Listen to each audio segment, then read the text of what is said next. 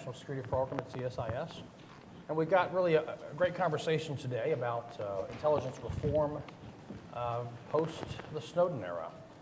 And we're going to change the lineup, I think, slightly from what's on the panel. Why don't we have General Hayden go first? Of course, former director of CIA and NSA, as well as many other things. And then I think I'll have Ben Wittes, senior fellow, of course, of governance studies at the Brookings Institution, and editor-in-chief of my favorite blog, Lawfare.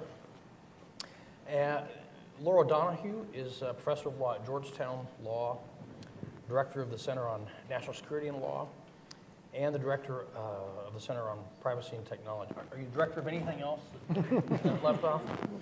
And finally, playing cleanup, Robin Simcox, who's a research fellow of the Henry Jackson Society and has a new report out on surveillance after Snowden. I think is going to be joining us in D.C. This side of the pond here soon. So why don't we start off, General Hayden, with giving us some initial thoughts. Sure. Boy, this is almost all outdoors, and it's hard to figure out where it is you want to begin. So let me offer a perspective that might be a little bit different from my colleagues. We are quickly going to be jumping into specifics. But should you do this? Should you not do that? Is this still warranted? Does this still meet the reasonableness definition in the Fourth Amendment? You should have been in the green room. We'd already started the scrum about different issues. But let me enter the problem through a slightly different window, and that's not what we decide is reasonable or unreasonable. What we decide is lawful, unlawful. What we decide is appropriate or inappropriate, but how we decide.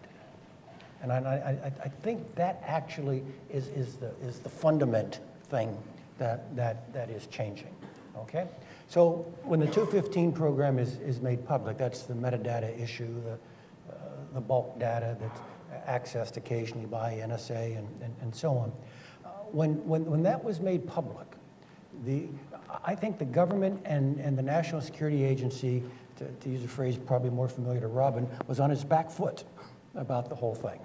Actually, it was probably back in another part of its body, but it wasn't responding very well to this. And it was because they were taken off guard.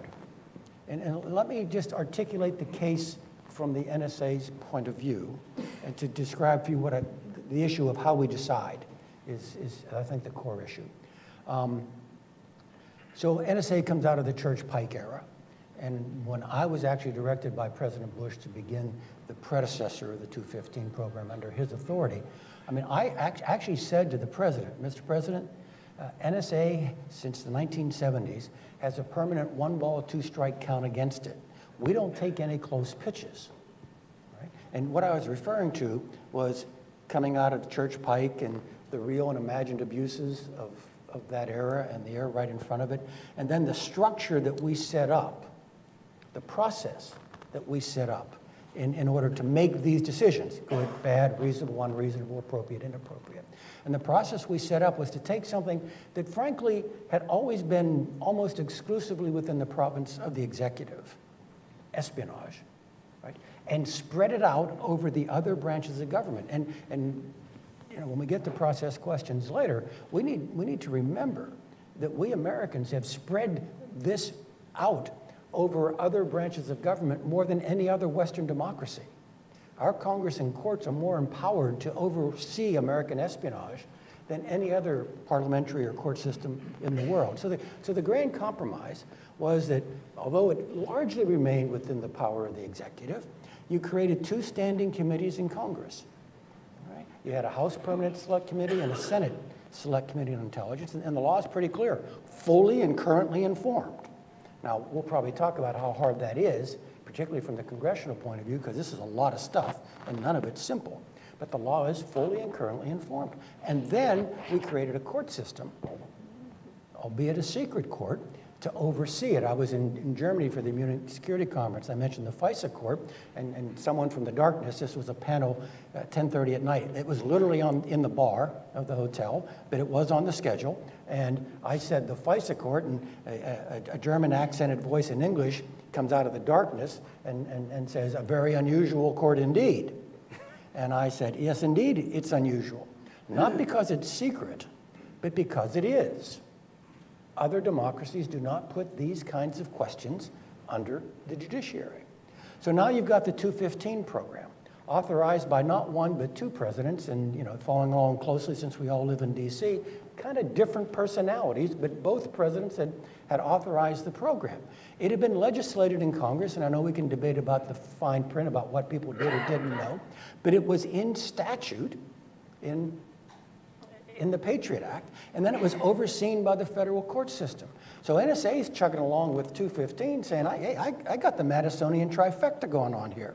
I've got the executive, I got the legislative, I got the court. How much better can this be? I have done it exactly the way you guys said we had to do it, coming out of the kerfuffle of the 1970s. And as it turned out, a lot of our countrymen didn't think that constituted consent of the governed. And here I'm not talking about a radical fringe or people with tinfoil on their head. An awful lot of solid thinking Americans, because of a shift in our political culture, described what I just described to you not as consent of the governed, but perhaps consent of the governors. Put another way, you may have told them, but you didn't tell me. And an awful lot of really calmly thinking Americans raised the issue as to whether the Grand Compromise of the 1970s was the way they would choose to approve edgy espionage activities in the future. Now that is, I think, the fundamental question that we have in front of us. We can decide on metadata and incidental collection and inadvertent collection. And, those are important questions. But the critical one is, how do we decide these questions in a way that most Americans feel that the answer has genuine legitimacy? This is going to be hard, all right? Covert action by plebiscite is an impossibility.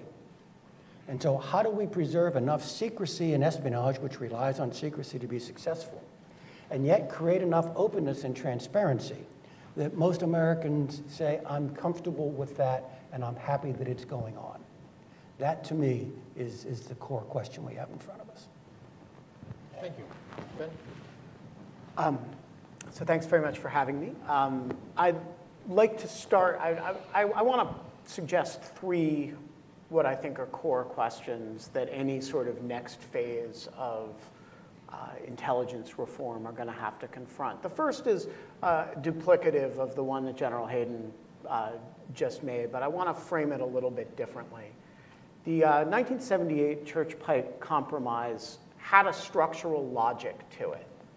And the structural logic was, we cannot do the normal forms of democratic oversight with respect to ongoing intelligence activity, because you then reveal the contents of the intelligence being collected as well as the modes of the acquisition.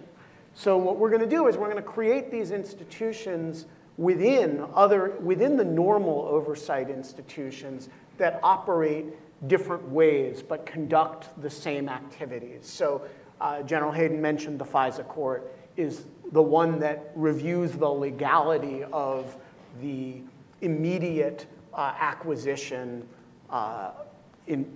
proposed, right? And it functions the way an Article III court, it is an Article III court, but it functions the way an Article III court normally functions in the context of a wiretap, only it does so without the subsequent disclosure that takes place. Similarly, the intelligence committees in both houses are, proxies for the normal sort of oversight that a congressional committee would have, say the Armed Services Committee would have over the military. Nobody ever thought these mechanisms were perfect. But until relatively recently, they were regarded as adequate, and they were regarded with a certain degree of pride to the extent that people even knew they existed.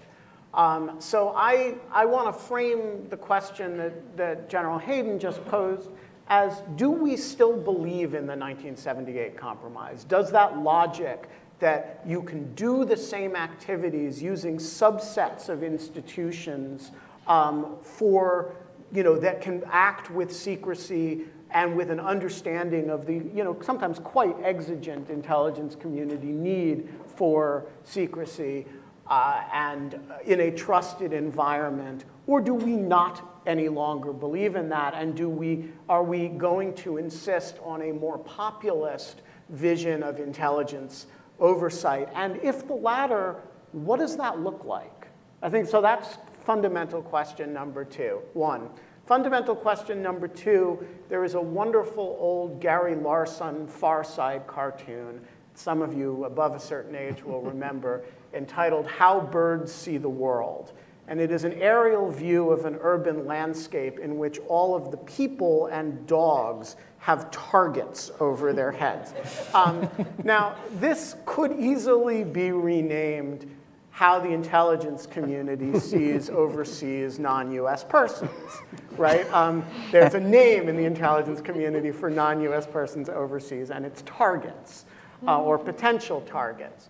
Now, when the Snowden revelations broke, the intelligence community and President Obama, and all quite reasonably in my view, responded by saying, hey, look, we have these incredible protections for US persons.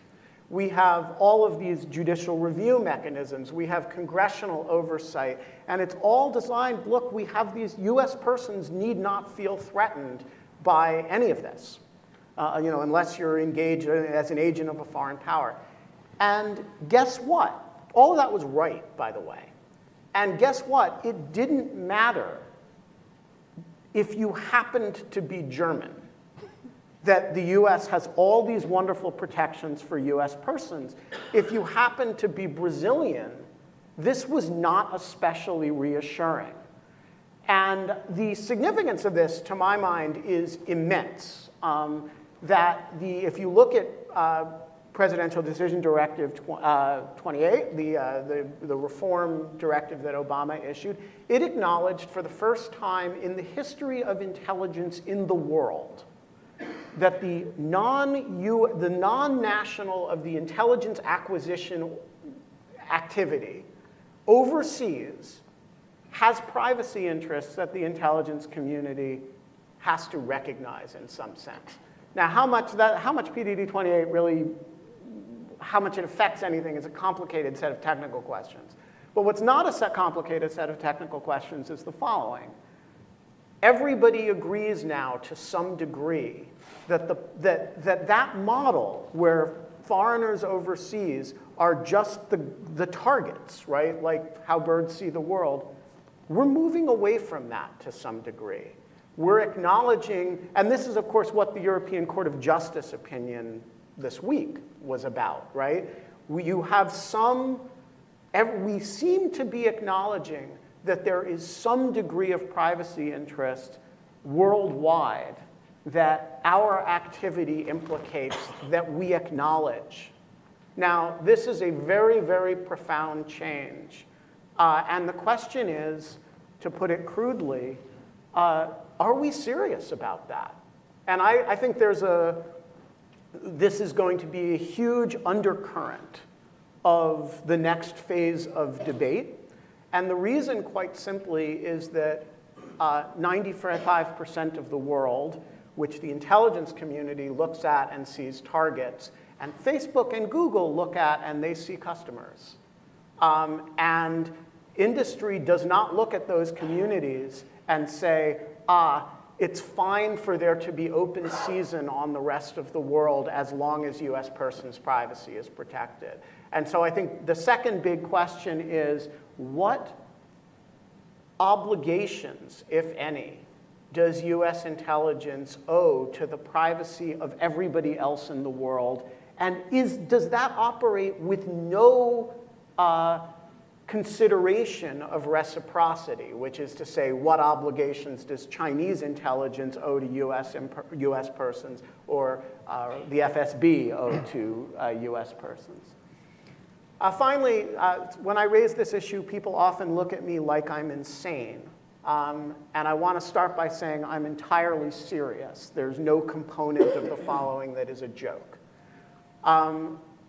We are going to have to confront what happens as we all become more cyborg-like than we currently are, and what that means, what the cyborgization of the human species is going to mean for our view of metadata.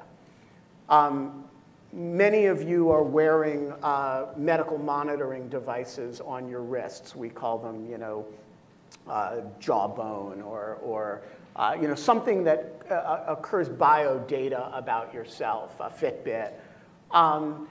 Some of you may have a pacemaker. That produces a lot of data that can be collected from outside. We think of data as limited by, produced by your phone, right? But data is not produced just by phones. It's produced by all kinds of electronic objects with which we engage. Traditionally, we would describe that material as metadata, and we would describe its non-content information, right? It's just what your heart's doing. It's just your pulse, right? It's not what you've said to somebody else in a communication. And we would traditionally regard it under Smith v. Maryland as material that you voluntarily disclosed to a third party. Now, you may have voluntarily consented to have that pacemaker put in when you were in cardiac arrest, but you didn't have to, right? And it's being given to some company that operates your pacemaker for you. The more integrated we get with technology, the more data we are producing of a non-content variety, the more unsatisfying the division between metadata and content data is going to seem. The more you are a cyborg, the less you are a pure biohuman,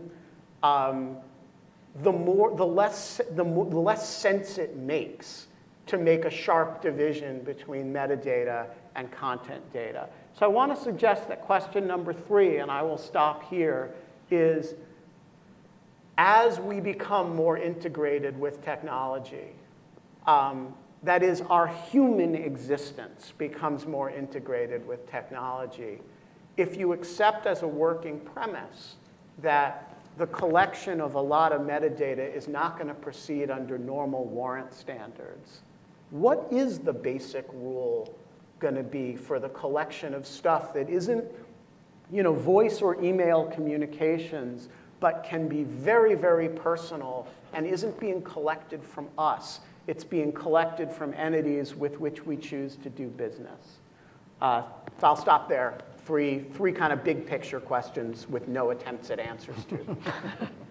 Okay, so actually I'll pick up there because I agree with you about this, about the change technologies. More of what we say and do is online and recorded and digitized, and because it's digitized, it means that it can be accessed, it can be analyzed, it can be shared, it can be combined with other information than ever before. So we live in a new world, and one in which networks have converged. So before, if we wanted to do foreign intelligence, we could put specific military systems, for instance, under surveillance, but it didn't affect the rest of us, so to speak. But now, with the internet, it does. And so technology has radically transformed this world. Where we go, what we do, who we are with when we do it, all of this information is now recorded, it can be accessed, and these networks have converged. What we've seen in addition, that I think the Snowden documents really showed, is that at the same time, we've seen a lowered barrier to access to foreign intelligence information for the United States government. And these phenomena, I think, have really converged along with outmoded legal doctrines like third-party data, reliance on geography in the Foreign Intelligence Surveillance Act, that these have all converged to bring us to the point in time when the Section 215 telephony metadata program and the 702 FAA collection program and certain discussions about Executive Order 12333 have really pushed this into the public discussion. So I've written quite a bit about the legality and constitutionality of those programs. What I'd like to focus on today is what we should do about it, because the problem really, I feel a bit like Plato's allegory of the cave, that we've been looking at the shadows on the wall, but there's this fire raging behind us, which is society is changing, technology is changing, and we need to rethink these issues, how we approach them, if we really do care about individual rights moving forward. And so what I'd like to suggest are 3 things that we should think about moving forward from here as a way to actually address these problems that have now presented themselves.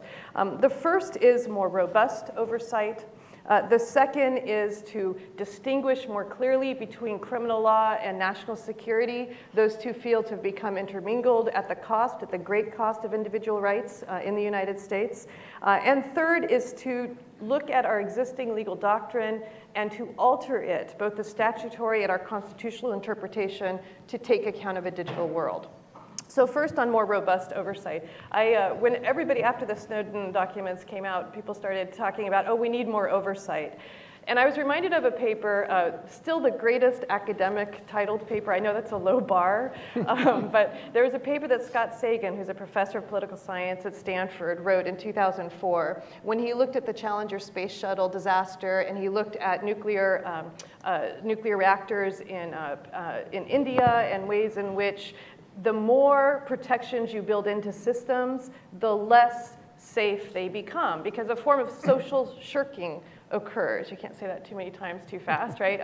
And what happens is the more protections you build in, the less responsibility people take to kind of call people on the problem. And he called the paper "The Problem of the Redundancy Problem."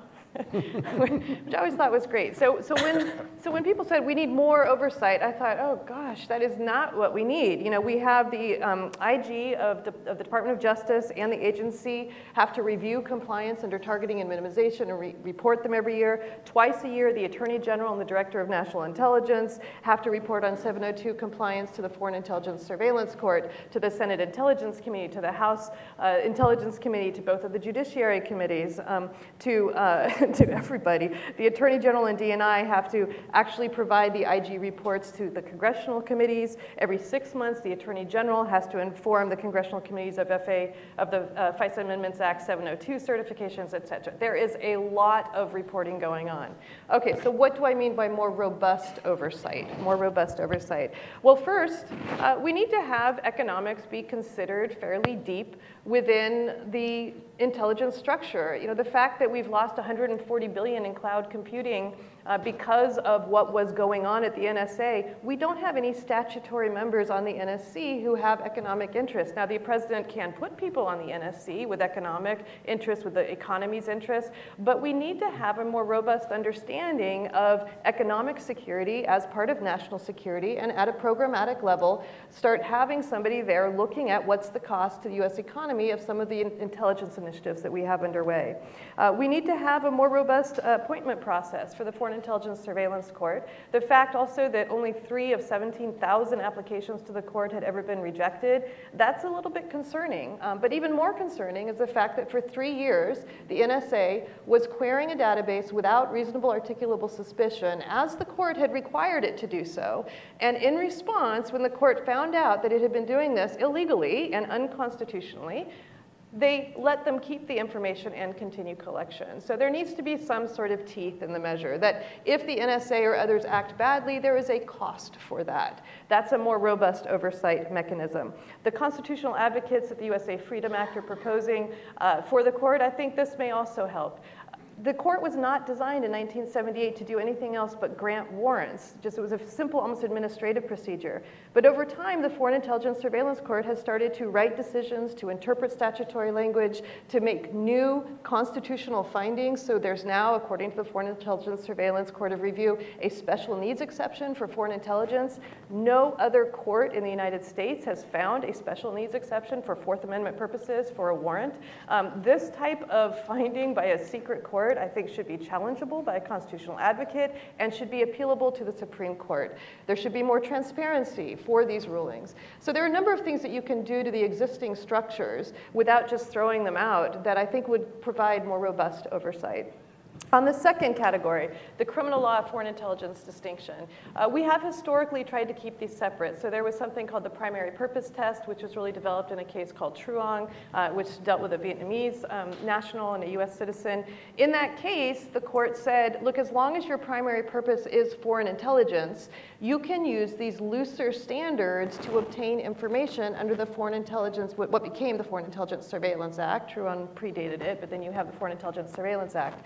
This was just followed by the Department of Justice and by courts, that it was understood that if you're going to have weaker standards, then you have to use it for the purpose that you're collecting it for. Now that changed when the wall came down with the Foreign Intelligence Surveillance Act. This is post 9/11. When the wall came down, this was the set of understandings that said, look, you cannot use FISA to get around the criminal law requirements. Now, however, underneath the law and underneath the court's decisions, the Foreign Intelligence Surveillance Court of Review, you can use FISA when your primary purpose is criminal in nature. So you can use the looser restrictions, the looser standards of FISA to go after ordinary criminal activity. And what we've seen is a plummeting in ordinary Title III applications and an exponential increase in FISA applications during that time.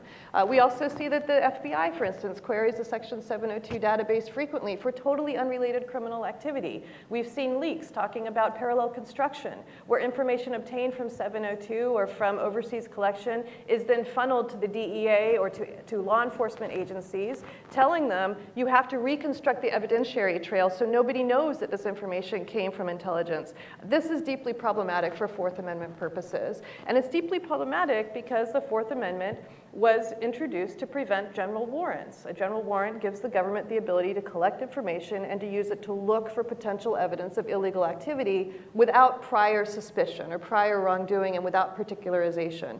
So by using our intelligence gathering authorities for ordinary crime, we are going against the very reason why we adopted as a country the Fourth Amendment. And so I think a re-separation of those two spheres is absolutely essential. The final area is how we take account of this digital world that Ben was discussing earlier.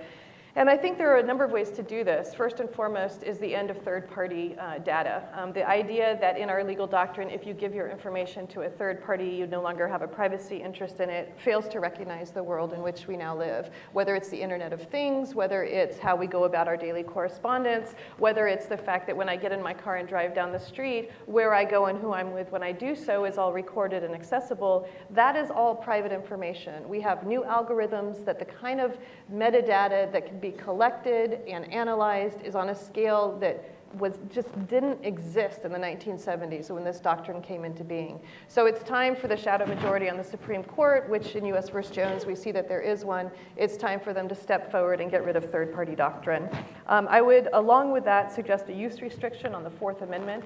I think it's time to recognize that the Fourth Amendment does have room for this, so that if we collect information for foreign intelligence purposes, you cannot then turn around and use it to scan for public health, or to scan for criminal purposes, or to scan for myriad other purposes that the government might have. That there is a use restriction that stems from the privacy interests involved. And along with this, our reliance on geography. As a statutory matter, we've relied on things being inside the United States being given a higher level of protection. Things outside the United States are given a lower level. But in this day and age, if I were to email another panelist, it might go through Paris, right? It might go overseas. And the fact that it does so, I have no control over whether it does that or not. And even my service provider doesn't, because the internet follows the most efficient route. And so we have to as a standard for protecting privacy and come up with new ways to actually construct more robust privacy protections if we value this moving forward. Thank you. Well, thank you, Tom, for inviting me. It's great to be here. Great to be back in DC. As Tom mentions, I will be moving here soon, so I'm going to make sure that my comments aren't so controversial that I lose loads of friends before I even arrive in the country. Also, obviously, great to be here speaking as one of the targets Ben mentioned, the non-US targets. Only when you're overseas. Anyway, yeah. The Snowden, obviously, the affair is one of the US, but I think certainly fair to say the contagion spread. It spread in a different way, and I hope you'll indulge. I'm going to just discuss from a UK perspective the ways in which the Snowden revelations have had a direct impact on policy and potential reform in this area. The first thing I want to bring up, probably important to know, is that in all the discussion around metadata in the US, there's been a conversation going on in the UK for a few years preceding that regarding communications data, which is broadly analogous to metadata, though not exactly the same, but it's essentially the communications data is the the context of the conversation, the who, where, when, and how, but not the content. And rather than there being too much of this data being gathered, actually the government has had a fear for a few years now that the access to it is actually insufficient. That because of the way we're changing the ways we communicate, the ways we're billed by the communication service providers we use. For example, whereas your telephone company had to know who you were calling, when, for how long before in order to bill you, now we're paying directly, it's a prepaid plan. There's not the need to generate that communications data that there was before. So the end result of that, the company's not needing to generate the data, it means that intelligence agencies and the police are finding it increasingly hard to access it if they need to reconstruct networks of interest. And this isn't just terrorist networks. It's been one of the things I think is especially interesting watching the Snowden debate play out in the US from afar, is that there is, for understandable reasons, a good deal of focus on terrorism-related issues. In the UK context, that's there, but there's also, when we talk about communications data, it's really important in identifying, for example, suicide risks, or threatening callers, or child exploitation cases. There's all these areas where communications data has been really important outside the terrorism aspect, and the fear is, from the state's point of view, that they're losing access to this data. The other thing that's been, and I think this is something that's obviously been shared with the US as well, is this divide that seems to have formed between the tech companies on one side and the state on the other. During the research for my report on this issue, a very senior British security official told me that the biggest impact of the Snowden actions, of all the things that were revealed, were that the technology companies were now disengaging from the security apparatus. There was a lot of concern about this and fixing this relationship. I'll give two specific ways in which this has manifested itself, and one which has a very specific non-US component. So on encryption, for example, the ubiquitous encryption, Apple, Google, Facebook, whoever it may be, WhatsApp, providing the encryption rather than the user having to encrypt the data themselves. There's a very active debate going on at the moment, and I've seen bits and pieces of it in the States as well, regarding the state having backdoor access to these communications. There's a lot of pushback, I think, from the tech industry. There is obviously the fear that if you provide access for one, that means you're providing access for Russia, China, any other adversary, potential cyber criminals. And so there's this debate going on where the government want the tech companies to fix this fundamental problem of not being able to access content data because of encryption, and tech companies at the moment not being able to come up with a solution to it. And I've seen there's been some debate on that, and General Hayden interjected on it as well earlier this week, I think it was. There's also a specific problem when it comes to accessing data that outside the US that I would encourage you to consider. Most of the companies that the UK is, for example, asking for data from, let's say they want to get access to content of a Facebook conversation or some other form of encrypted conversation using a US company. What you've seen happen, increase a lot post-Snowden, is that if a request is refused for whatever reason, there's been a significant, well, let me put it like this. First of all, there's been an argument coming from tech companies that actually they're not communication service providers, and so they shouldn't be bound by law in the same way that other communication service providers are. They've been arguing that they're actually software platforms, so they're not obliged to hand over this data. then the argument goes, well, even if we are a communication service provider, we're based in the US, so we're bound by US law, nothing to do with the UK. And so if we were to pass this on, it would contravene the Wiretap Act, and actually we'd be acting illegally. So the UK government and the security agencies, very, very upset by this, very exercised by the whole thing, are saying, well, your service is being offered in the UK. We wouldn't accept this from any other industry. The pharmaceutical services, financial services don't get to pick and choose which parts of UK law that they adhere to. And so, again, you have this constant friction that's taking place between, I guess, Silicon Valley and the British security establishment. And I guess you won't be shocked to learn there's not a huge amount of crossover in the views between Silicon Valley and MI5, 6, and GCHQ. There's been a legislative approach to try and fix some of these issues.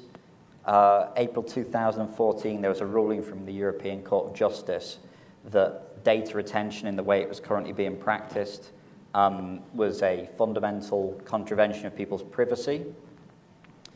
This was again something which made the UK government very, very nervous. It's another clear post-Snowden knock-on effect.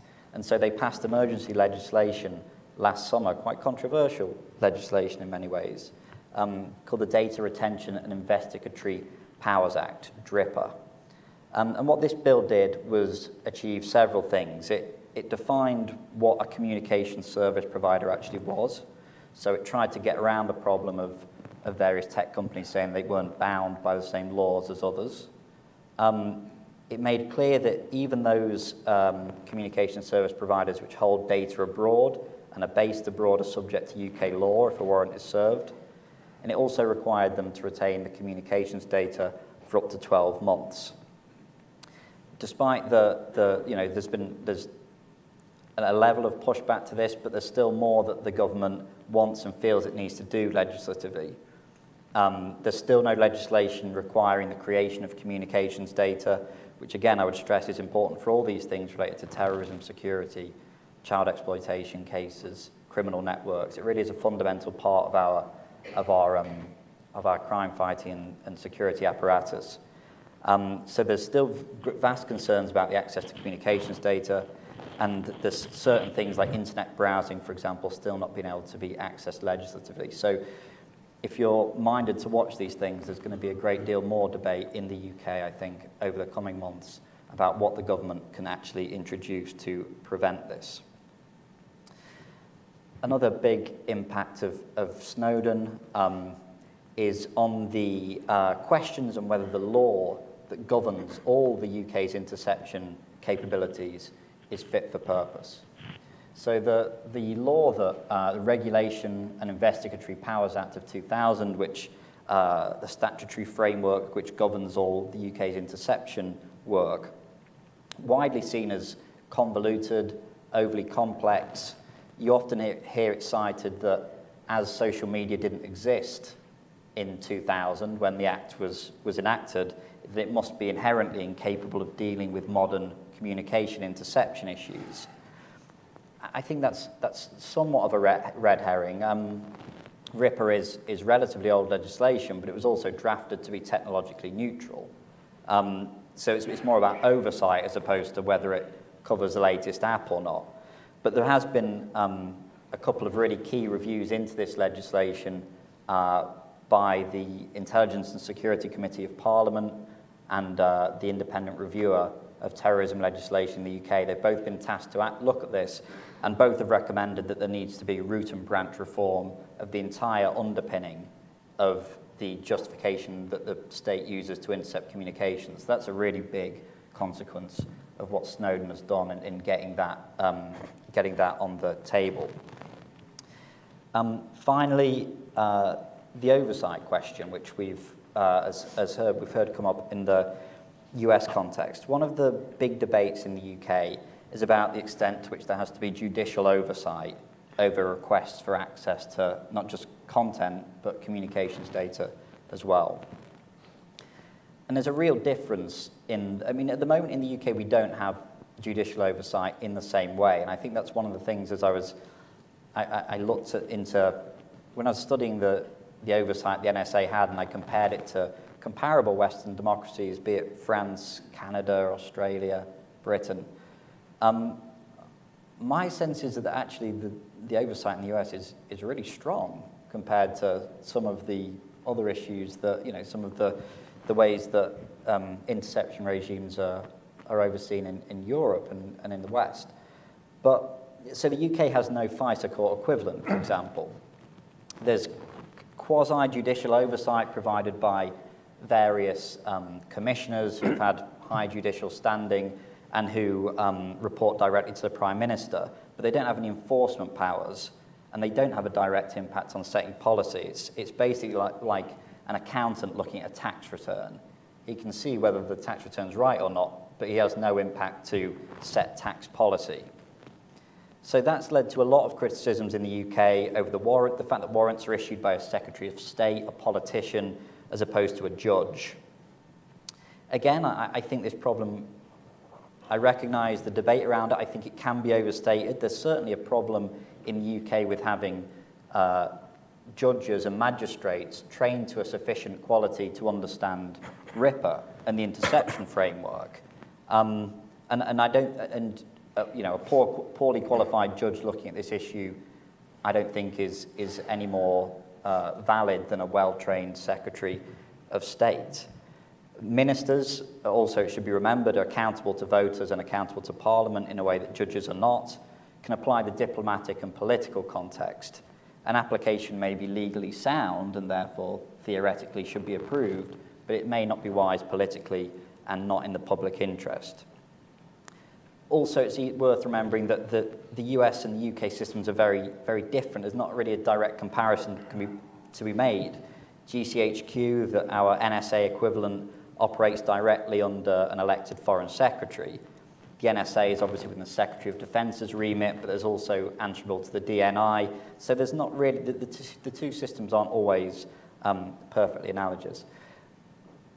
There's a lot of other things I could go into on this. I would just finish with the comments that, in terms of the public reaction to the Snowden leaks.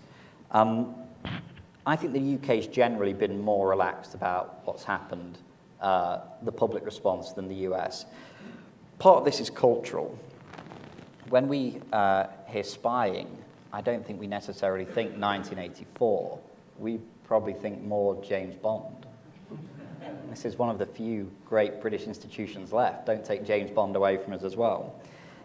So you have, even though Snowden doesn't poll especially badly, the security services do still poll very well when such polls that take place. But even with this taking place, and the fact that the lobby, I suppose, calling for reform is small but vocal, the Snowden contagion has definitely spread to the UK. The fact that we're talking of ripping up RIPA or changing the way our oversight works is a sign that no matter the culture in the UK, no matter how what we view the role of state surveillance, these issues were unavoidably shaping the current UK discourse. I'll leave that. Good. Well, thank you. I've got a lot of questions. I'd like to first of all, pit the panelists against themselves. I think the first question I wanted to use to do that really comes from something that General Hayden, you led off with. You began really by situating this back with the interbranch compromises and the interbranch arrangement. Mm-hmm. And I think, I can't remember if it was you or Ben who formulated the question, do we still believe in that basic compromise? Another way of formulating it, and the way I think it's to Laura's, is that arrangement adequate? And so I think the Federalist Papers called the separation of powers in the particular way in which you did inventions of prudence. This isn't something that was written down in John Locke, nor indeed is the various ways in which statutorily we've adapted that to these particular circumstances. So the question, first of all, do we still believe in those basic compromises, or is something substantially more needed? In other words, the basic separation of powers question for the United States. Sure. Very, very briefly, I do. As Robin points out, and I think Ben suggested, by international standards, we have a very invasive system of oversight from both our Congress and from court. The issue I was trying to raise is that our political culture has shifted underneath that. And our political culture is now so committed to transparency that it's calling into question the adequacy of the general population. My personal view, it is indeed adequate. It does balance correctly American security and American privacy and liberty. But that almost doesn't matter. If the broad social contract out there finds that no longer satisfying, then we've got to figure out another way of doing it.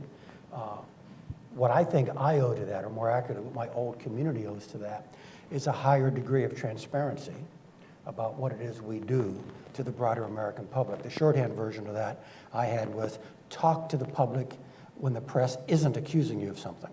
Right? Get out there in front of the story so people have I used the word transparency, and it's probably not good. I did this at Aspen a year or so ago on a panel, and Mike Leiter, former head of the National Counterterrorism Center, said, I agree with everything Mike said, but that's not the right word. It's translucent, not transparent. Transparent reveals too many operational details. Translucent allows the general public to see the broad shapes and movements that are going on within the espionage community. Reviewed in detail by the still extant oversight bodies. That's probably where we need to be. Now let me add just one additional note from somebody with my background. That will shave points off of operational effectiveness. That is an inevitability. That will happen. But I'm telling you, done well, I think that's a thoroughly acceptable choice, as long as we all recognize what it is we're doing. All right? We are marginally reducing capacity and capability, and in return, building up, I would hope, not marginally, public confidence in what we're doing. The alternative to that, if I'm right about the political culture, is we stop doing it. And that would be destructive not just of American security, but of American liberty, because frightened, endangered people don't make good Democrats. Other comments on that? Yeah. Basic adequacy? So this, this isn't a new question, right? The founders faced this. This was James Otis's oration in Paxton's case, one of the most famous orations in U.S. history. And John Adams, our second president, who was there at the time, said, then and there the child liberty was born. Well, what was it Otis was saying? He was saying no general warrants. In that case, it was a writ of assistance as exercised by the crown against the colonies. And the idea was that this was tyrannical power. And in that case, Otis said, look, this is the worst kind of power you could give the government. This was the experience of Charles I. This was the experience of the Glorious Revolution, and this was George III. He was using a general warrant to collect information and to look for evidence of criminal behavior. So in the Federalist Papers, Hamilton and Madison and John Jay all said we need to separate the powers. And in Federalist 51, Madison said ambition must be made to counter ambition, so that you have to align the interests of the man with the office. So we have to offset the Congress against the executive branch, against the judiciary. But in Federalist 51, he goes on to say, experience has taught mankind the need of auxiliary precautions. And auxiliary precautions were in the form of separating powers and giving overlapping authority. And foreign affairs is one of those overlapping authorities. Both the president and Congress have foreign affairs authorities in the Constitution. And if Congress wanted to introduce statutes regulating more of Executive Order 12333, it could introduce statutes addressing these new technologies. So we mustn't forget the Federalist Papers and these overlapping authorities and the auxiliary precautions where we do have authority to push back on what the executive branch is doing. Of course, the final auxiliary precaution is the Bill of Rights, where the Fourth Amendment does very clearly lay out that the right of the individual against the collection of information with the intent of just looking for evidence of criminality, we have a right to be protected against that, because that is the definition of tyranny as the founding generation understood it. So I disagree almost entirely with what Laura just said, but I actually want to... You're against the Bill of Rights? But I'm against the Bill of Rights. I'm really against the Fourth Amendment, and Otis and Madison can go suck eggs for all I care. But I'm actually not going to engage on that point, because I want to focus on the adequacy question that Tom posed. And specifically, I want to suggest that you have to measure adequacy against the alternative.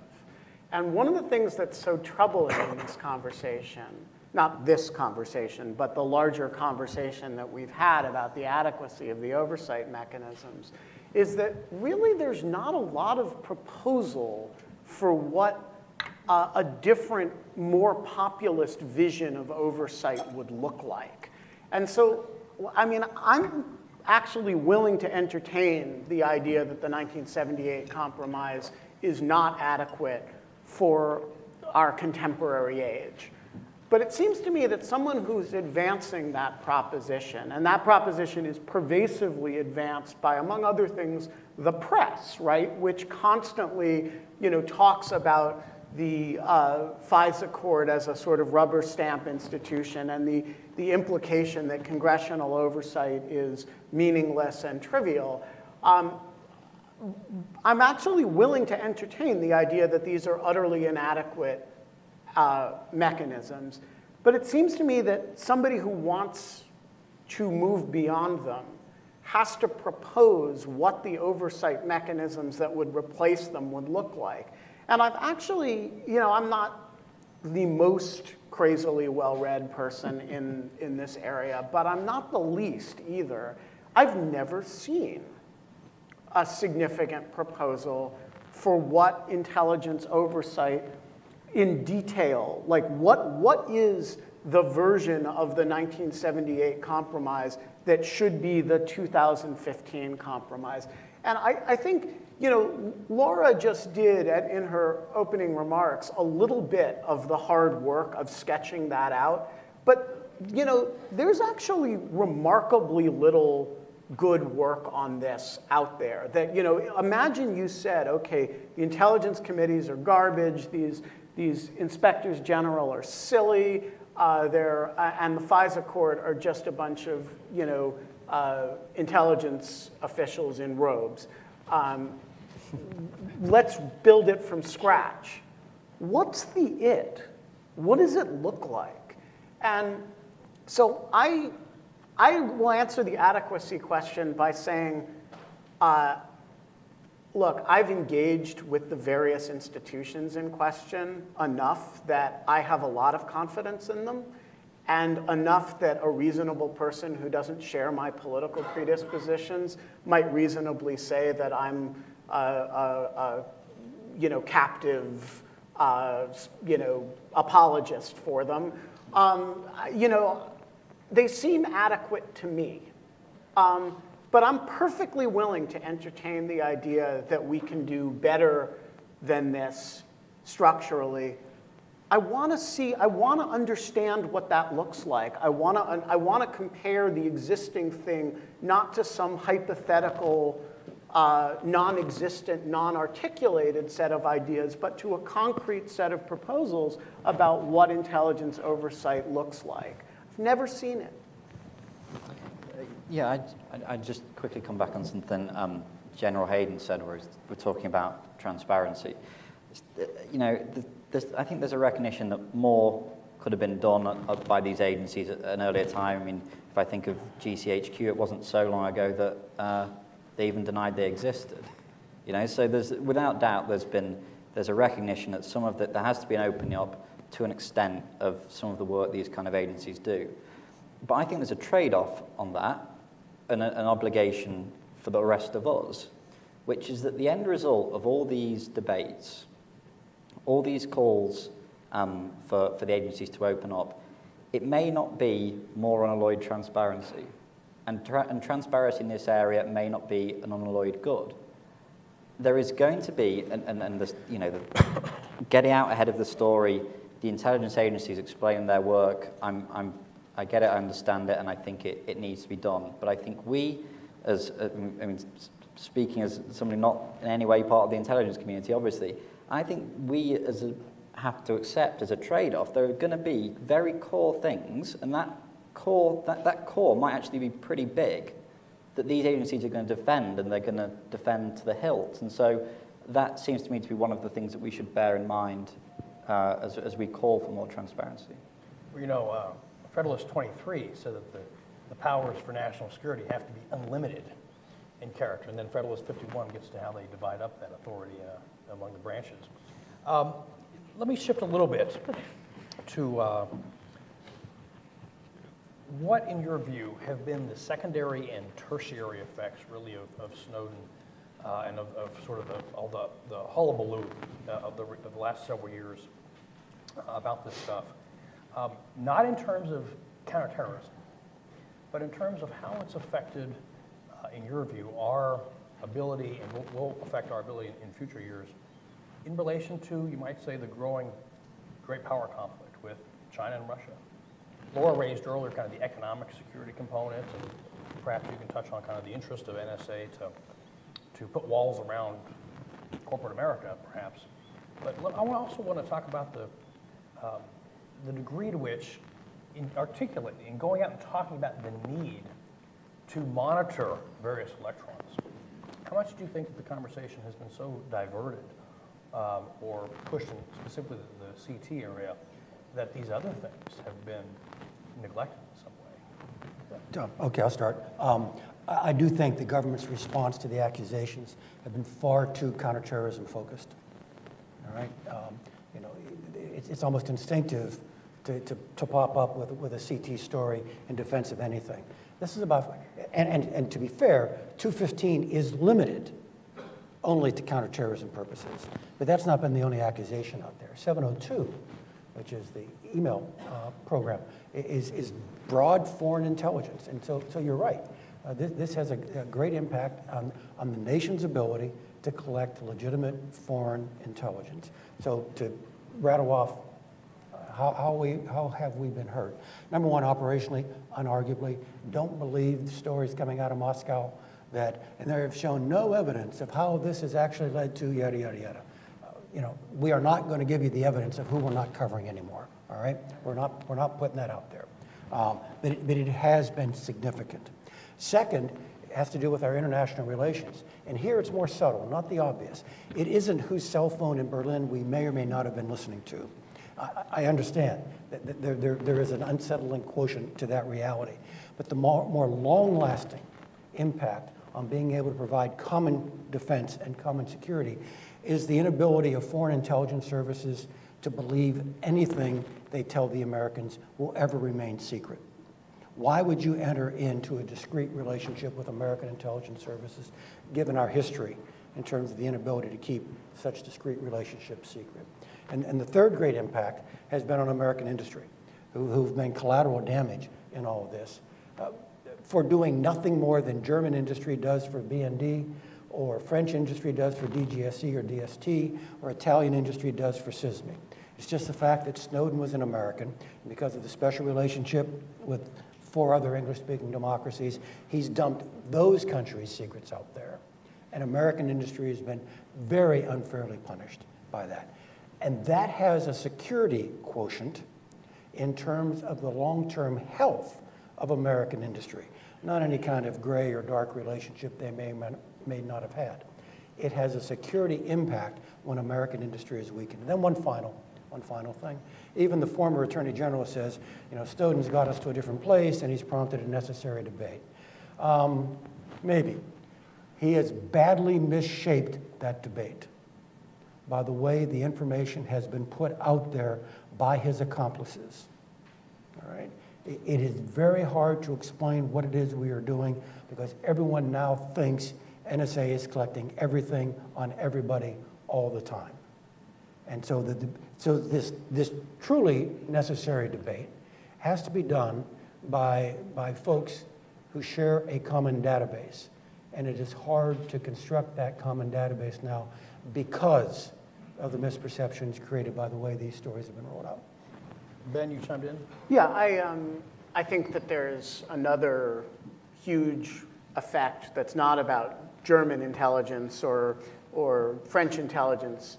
It's about Russian and Chinese intelligence. And we have managed to create the worldwide perception that the principal threat to the liberty and privacy of people all over the world is US intelligence.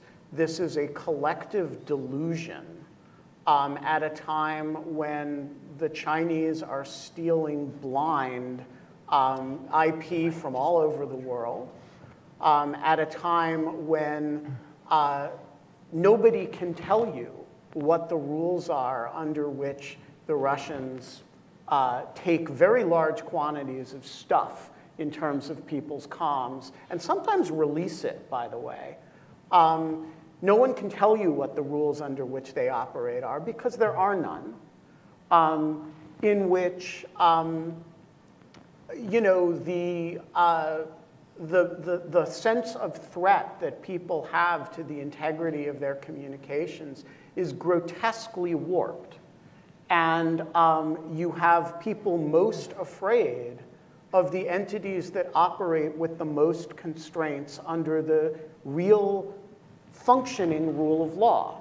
And that is a real perversity. And you see it in the European Court of Justice opinion this week, which didn't say, you know, you can't, the safe harbor, you know, agreement with any other country in the world is dead. It said you can't, you know, have a safe harbor agreement with the United States because of NSA.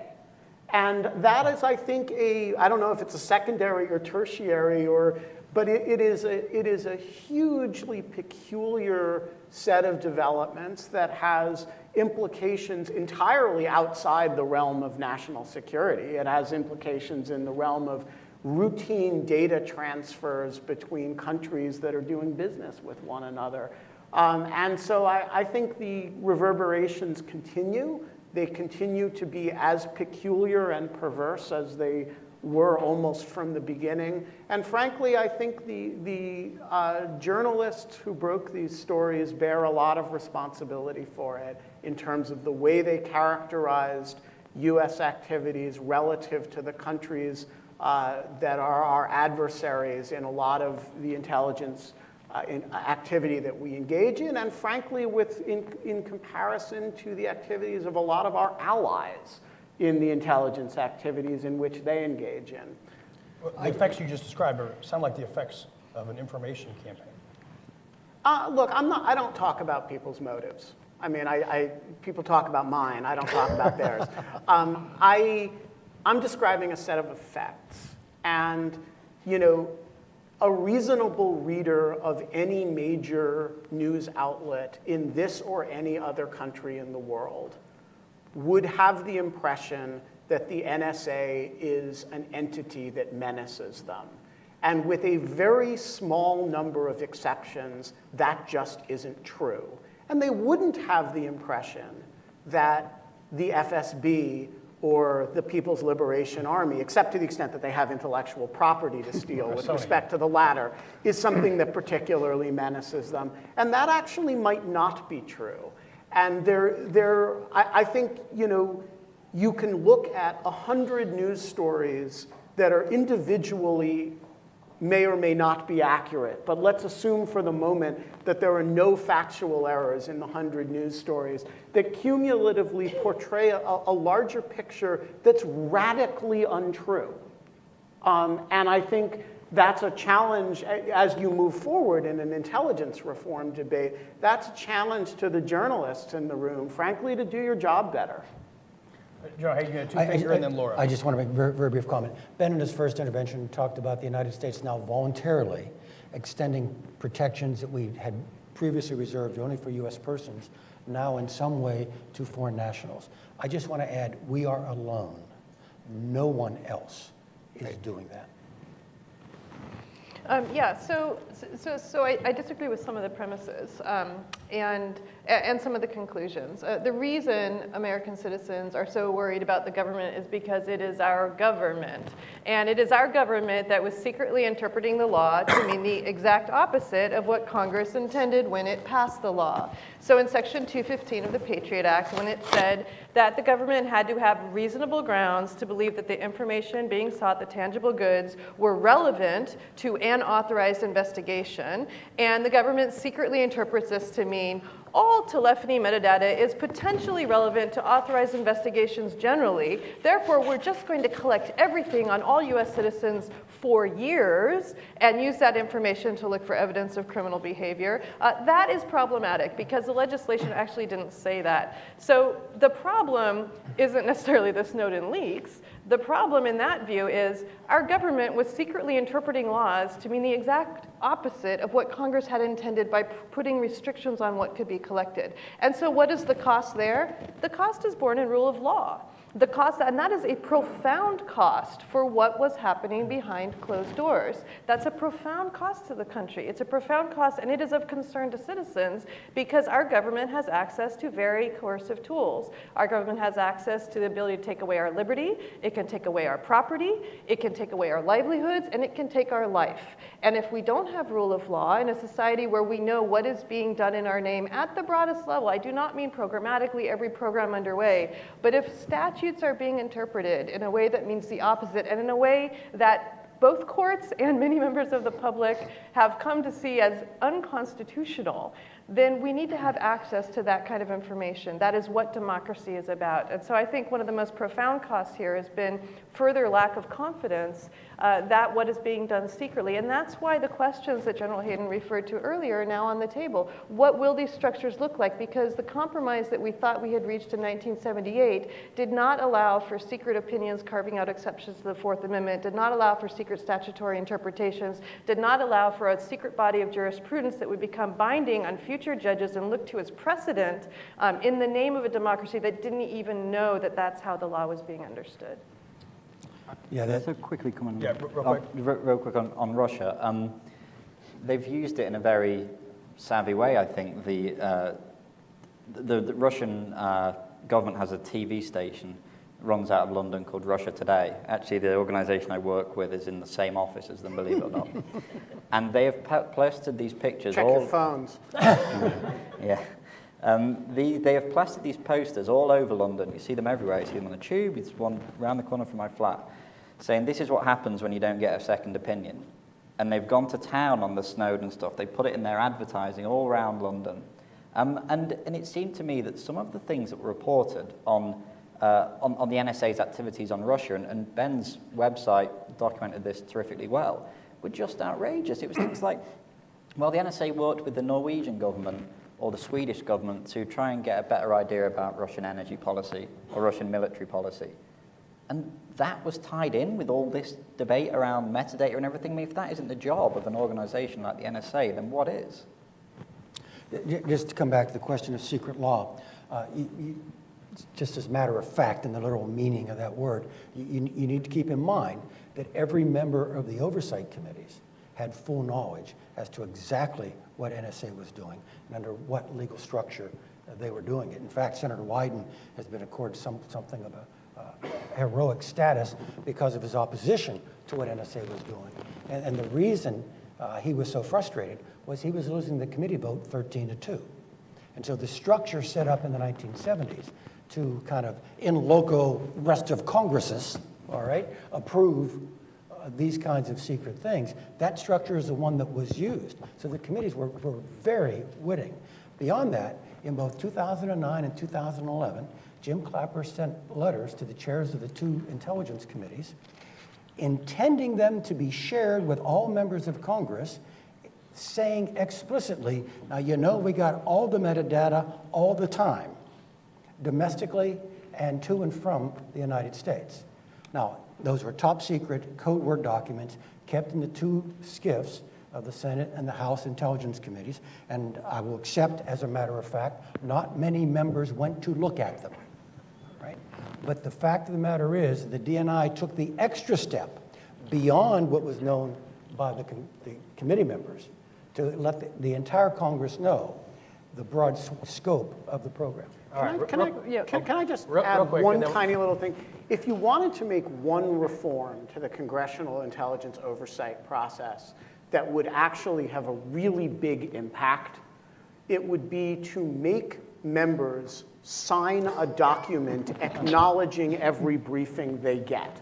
Because one thing about our members of Congress, and this should not be a secret to anybody in the room, they lie. And they lie bald-facedly about what information they have access to. And it would be a wonderful thing if we could have a rule of each committee that when you walk into that SCIF and get a briefing, you sign a receipt. Just an idea. I thought you were going to say require them to go get some briefing. Yeah, No. I'm more than happy if Jim Sensenbrenner wants to say publicly, I never went to get briefings because I don't really think that should be part of my job. I'm perfectly happy for him to stand up, and that's between him and his constituents. But when he goes in and gets a briefing, there should be a record of that. And that's aligning the interest of the member with the rights of the place. All right. Laura, real quick, and then we'll open it up. Yeah, I have to say I've always been kind of mystified by this argument by members. Gosh, what are we supposed to do? Like, first of all, we have to go all the way down to the SCIF, and then we have to like read the documents, and then like we have to leave the documents there, and then come back. Like, our hands are tied. And you know, when you're renewing legislation, there's another option, which is no. You can vote no on the legislation, right? It's kind of the obvious, you know, but I've always been mystified by this argument. Absolutely. I really have been mystified by this argument that they All right, can't. so- So I share your analysis because the intel agency. But with that said, two points. 93 members of Congress were prevented from reading the materials by the Intelligence Committee. I will add, 93 members of Congress were told they were not allowed to read the materials. That's a congressional problem. And by the way, CSIS has now lifted term limits, so we have some members serving for more than 15 years on the Senate Select Committee on Intelligence. Problems of agency capture. There are a lot of small fixes that could be done, not to increase oversight, but improve what oversight ostensibly is already in place, amongst which are actually reading the materials, reading it before you vote on it, and having some term limits on the people serving on these committees to ensure more democratic These are representation. some good inventions of prudence. This gentleman here had a question, one over here as well. Good. Yeah, hi. My name's Todd Rosenblum, and with IBM, I'm a bit of an interested party. I'm a former member of both the intelligence community and of the oversight committees on the Senate side. Life wasn't quite so easy or simple, I think, as I understand the jokes, but it's not quite, I think, as being mentioned right now. So question, we talk about the potential for injury to U.S. persons' privacy rights. And I want to emphasize the potential for injury. I don't believe any courts have found that any government surveillance programs have actually injured any person's privacy. Yet, we live in a world, we're talking about structural reform, when there are countless cases by which we have private company, telecoms, data brokers, et cetera, repeatedly and continually violating our personal rights, where injury has been documented. We have, for example, terms of agreement that we all are signed, which are not reasonable to expect people to read, that say, we forego every single right we have, and we will share your information with whomever we want to.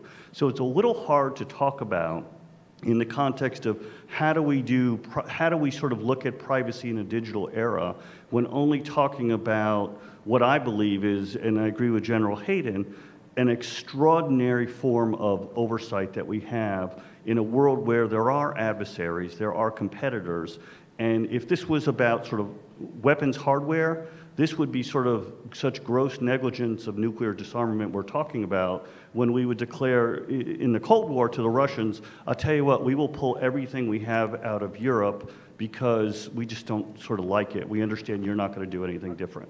All right, so the corporate question, go ahead. So I've often thought that NSA could solve all its problems with an Apple-like click-through agreement. You know, when you go to do electronic filing of your taxes, you sort of click through all your rights, and that would be the end of it. They'd be operating with consent.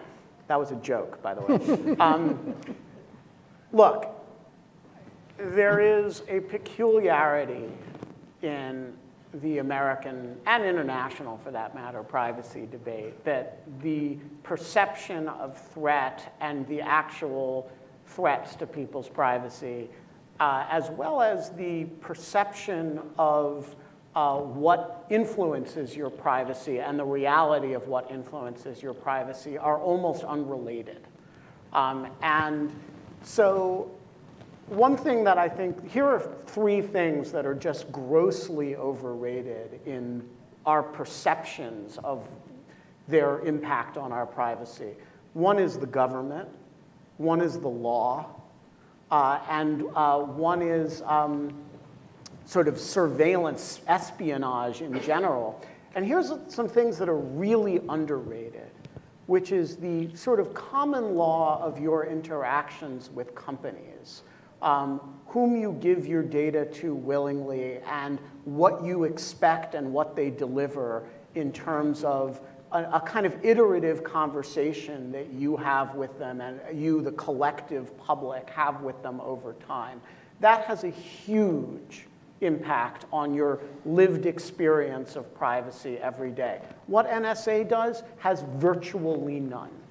And I don't say, there's some give in the word virtually there, particularly depending on who you are, and also what you consider to be privacy is touching a communication and having it move through a system, a privacy violation. So you can have a detailed conversation about this, but the basic common law of your interaction with companies, which is much more influenced by the FTC, by the way, than it is by any other government agency, this is just hugely more important than the FBI or NSA.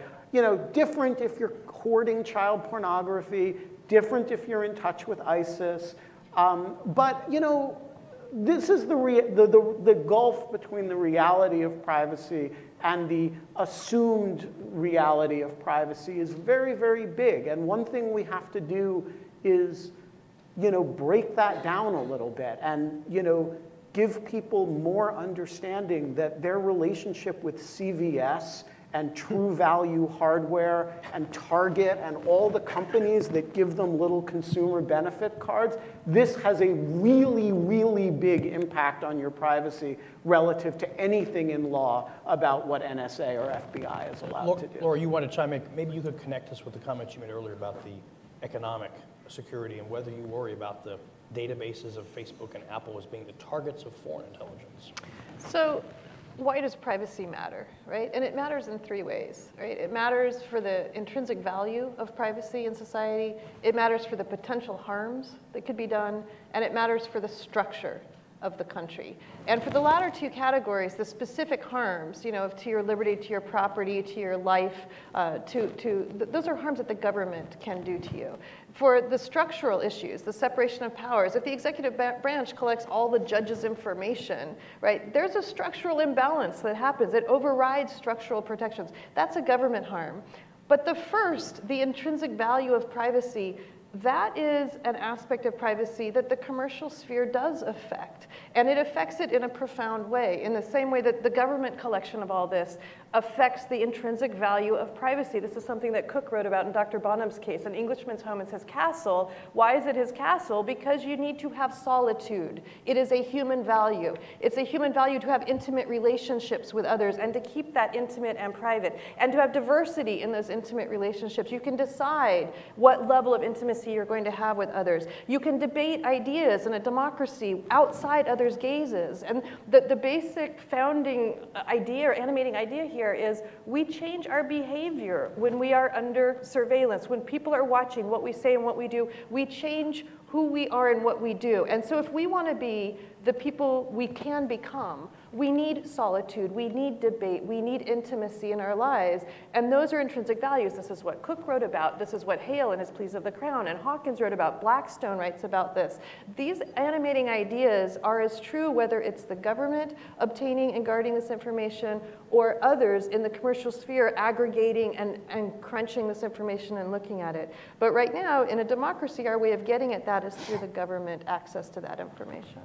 All right, I have time for one more question up here.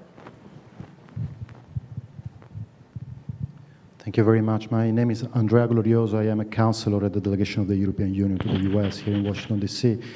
Well, first of all, I would like to say I found this panel extremely interesting and very instructive, and I would commend both CSIS and all the 5 of you who are sitting there. This is, as I said, very instructive. But having said that, there are 2 brief points I would like to make, because there have been a couple of imprecisions said during the panel, which I think need correcting. And the first is what Benjamin Wittes said about the recent ruling of the European Court of Justice invalidating the EU-US Safe Harbor Agreement and ban You raised the point, why didn't the court say anything about Russia or China or agreements? And the court did not say anything on that for one simple reason: that was not the question that the court was asked. The case was about the US Safe Harbor Agreement. The court found that invalid. The European Union does not have an equivalent agreement with China and Russia for very good reasons, I would say. So I think that needs to be clarified. And the second point to General Hayden, I understand that you were referring more to the intelligence community and to how privacy is protected in the intelligence community. I'm not competent to make a comment there, but I will say, on a general basis, right now, US citizens have a right to judicial redress for privacy violations in the European Union. That is not true for European Union citizens in the US. So at least when we speak generally about privacy protection, the European Union protects the privacy rights of non-citizens of the European Union. And I say that because you pointed out that due to the recent reforms, there has been an extension of privacy protection in intelligence field for non-American citizens. I believe that is correct, but you also said that is not true in any other part of the world. Again, I can't comment on the intelligence world, but more generally, Europe protects the privacy of non-European citizens as well. So thank you. Let me redirect to the panel as, does the United States have something to learn from Europe? Well, I guess I'll kick that off. So, number one, just to be clear, I did not mean to suggest that in the Schrem's opinion, the court should have addressed a series of questions about countries not before it, or that there should. My point was a more modest one, which was that, you know, the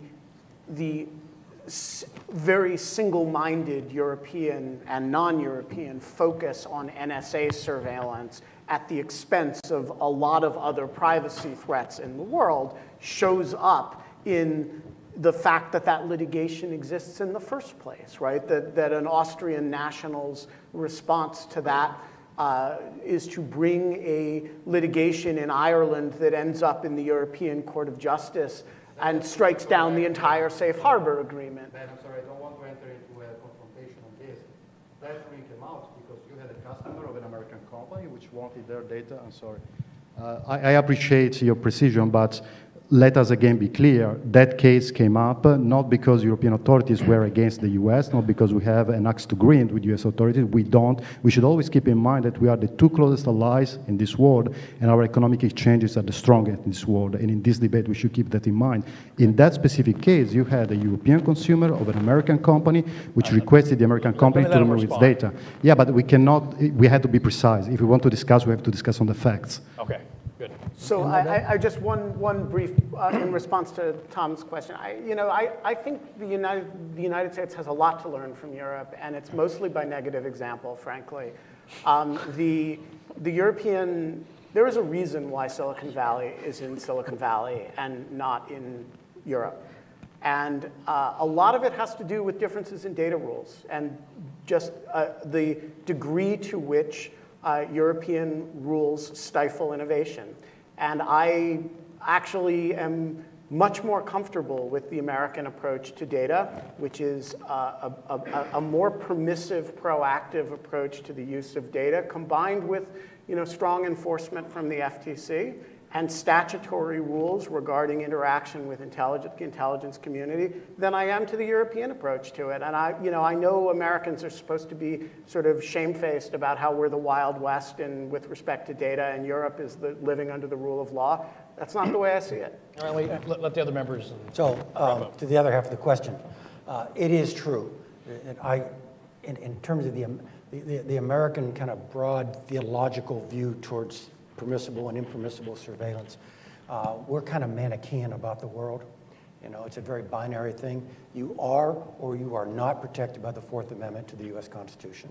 All right, and I freely admit my European friends have a broader, I would say softer, maybe fuzzier around the edge, not nearly as crisp, certainly not as binary, of a broad human right with regard to privacy, where ours is truly tied to national identity.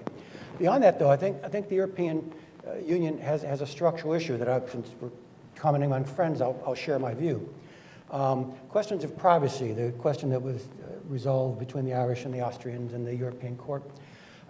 You have divided issues of sovereignty between the community and the nations.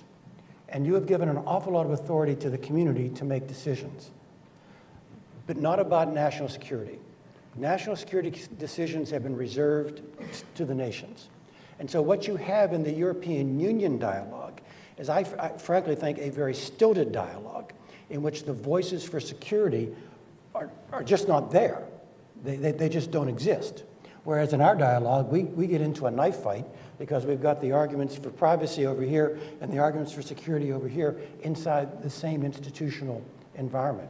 And so what you end up with is a very broad and frankly admirable European view towards this broad human right. And then after Charlie Hebdo, you have the French Parliament passing laws that would never see the light of day in the United States when it comes to domestic espionage. Robin, both UK and European comments? Yes, certainly?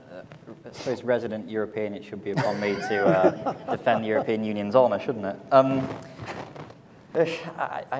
don't know. I tend to think that I agree with General Hayden, and even before Charlie Hebdo, really, in terms of some of the oversight in European on the European side of this. I mean, look at what you can do in France with a general warrant and compare the oversight and I think 3 people, possibly a presidentially appointed panel, look at this and can approve huge amounts of things that I think wouldn't fly from the United States point of view. So I guess my plea would be that if the perception is in the US that the European Union there's too much focus on privacy over security and the rest of it, would be that the US should then take the lead in making that point and trying to bring the European Union round to the American point of view. I think there's been generally, not just on this issue, but a whole range of issues, a lack of US leadership in recent years. And I suppose it's easier for me to say that than an American say that there should be more US leadership on this. And I would say that on surveillance, but a whole host of international issues. Well, final comment to Laura. Yeah, just on General Hayden's point on the Fourth Amendment not touching foreigners, it does under Verdugo Urquidez. So there's this case, Verdugo Urquidez, where Chief Justice Rehnquist says that foreigners who lack a substantial connection to the United States don't have the protection of the Fourth Amendment. And his reasoning is that the language of the Fourth Amendment, the right of the people to be secure in their persons, papers, houses, and effects against unreasonable search and seizure, he says, look, the right of the people is the people that we have in the Constitution, we the people of the United States in the beginning of the Constitution. And so the people in the Fourth Amendment refers only to the people of the United States unless you have a substantial connection. And so one argument that's been circulated is, well, foreigners using American ISPs have a substantial connection to the United States. This strikes me as a very bad idea because then any bad guy or bad girl, let's not be gendered, right? Any bad girl overseas can use an American ISP and then immediately gain the protections of the Fourth Amendment in this kind of instrumentalist sense. And I think that goes directly against the country's foreign intelligence and interests overseas. Foreign intelligence interests. So there is just a little proviso on that in fact, if you have a substantial connection to the United States, you'll be happy to hear, Robin, that you would be extended protections of the Fourth Amendment, but those who lack a substantial connection fall outside the contours of the Fourth. Well, thank you all for your very passionate and expert thoughts about this, and thank you for coming out, and all of you as well.